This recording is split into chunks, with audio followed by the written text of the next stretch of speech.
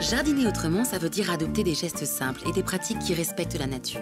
Mais ça veut d'abord dire penser aux fondamentaux comme s'occuper de ce qui est du climat, non pas de la météo, mais bien du climat. On a un climat général, mais si effectivement on a une maison tournée plein sud, eh bien devant, on va être dans des conditions qui vont être quasi désertiques parce qu'on sera en plein soleil. Et si on est derrière, on sera dans des régions nordiques. Donc il faut toujours faire attention au climat dans son ensemble. Le climat conditionne nos plantations, mais la qualité du sol est également un élément déterminant. Faites un diagnostic de votre terre pour pouvoir planter à bon escient. Bien connaître son sol, ça permet d'éviter de faire des bêtises. On peut former une boule et puis voir comment ça se comporte. Si la boule se tient, c'est qu'on a déjà un pourcentage d'argile dans le sol qui est assez important. Si on n'arrive pas à former une boule, c'est que le sol est sûrement très sableux.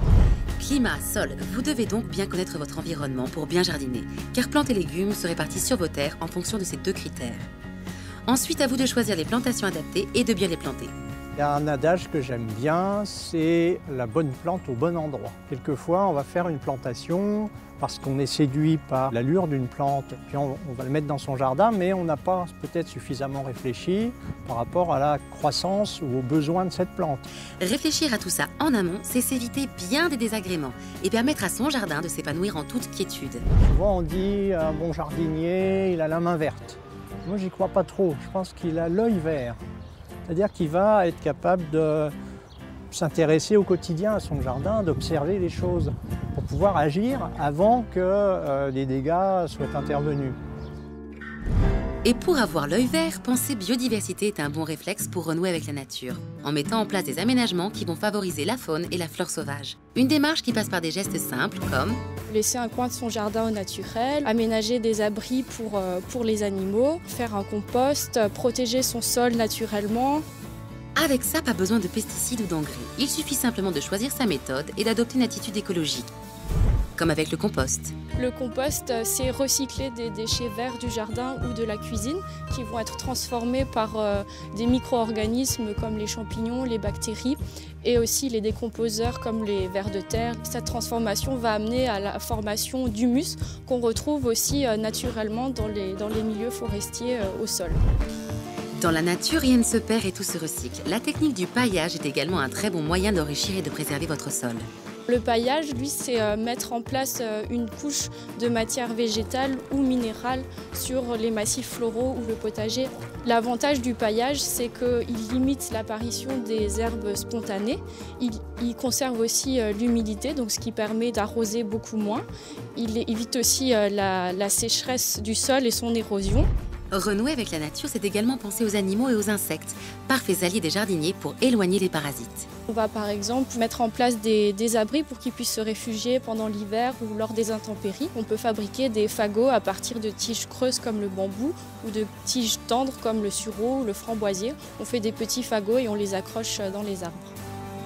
L'important, c'est de donner envie à la faune de venir se poser dans votre jardin, car les petites bêtes qui s'y promènent participent à son cycle naturel.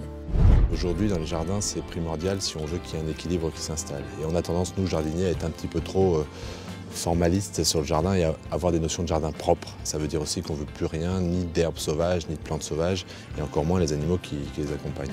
Certes, on ne veut pas forcément accueillir tous les nuisibles au jardin, ce n'est pas l'objectif, mais on peut essayer de faire en sorte qu'il y ait un équilibre qui s'installe. Et pour que cet équilibre s'installe, favoriser la présence de prédateurs naturels est une bonne chose, même une très bonne chose. Parmi eux, il y a le hérisson, évidemment, il va y avoir le crapaud. Alors pareil, c'est des animaux qui rebutent un peu les gens, mais il est très efficace pour manger un certain nombre d'insectes, de mollusques au jardin. Vous pouvez accueillir facilement, évidemment, la célèbre coccinelle, la chrysope, on l'appelle aussi la demoiselle aux yeux d'or. On peut accueillir aussi le perce-oreille, qu'on appelle forficule.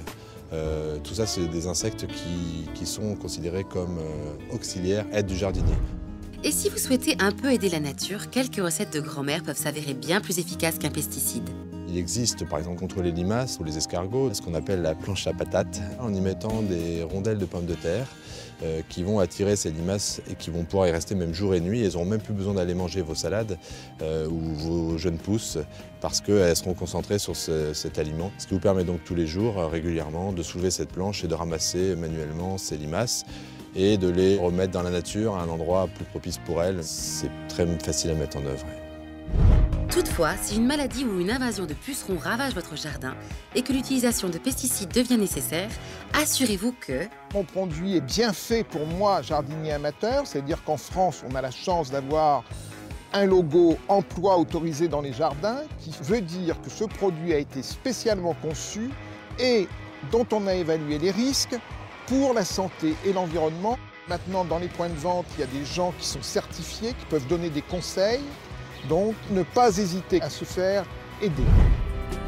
Mention EAJ repérée, cela ne vous dispense pas d'utiliser votre produit avec précaution. Les pesticides sont composés de substances toxiques. Pas question de les manipuler à la légère. Respecter les quantités est primordial. Pour ça, une fois encore, reportez-vous à l'étiquette. Les doses sont exprimées en unités faciles à comprendre, qui correspondent à la taille du jardin. Et alors, il n'est pas nécessaire d'en mettre plus que ce qui est recommandé. Et puis, on pense à se protéger. Mais se protéger, ça veut dire quoi? Évitez de traiter en short et en t-shirt. Il faut avoir un t-shirt à manches longues, un pantalon et puis des gants. Parce que la phase de contamination la plus importante, ce sont les mains. Également, si on a des enfants, si on a des animaux de compagnie, eh bien, le temps que l'on fait son traitement, on les éloigne et on attend que ce soit sec pour que les gens reviennent dans le jardin. Vous l'aurez compris, on ne rigole pas avec les pesticides. Et surtout, on ne pulvérise pas son jardin à la première occasion venue.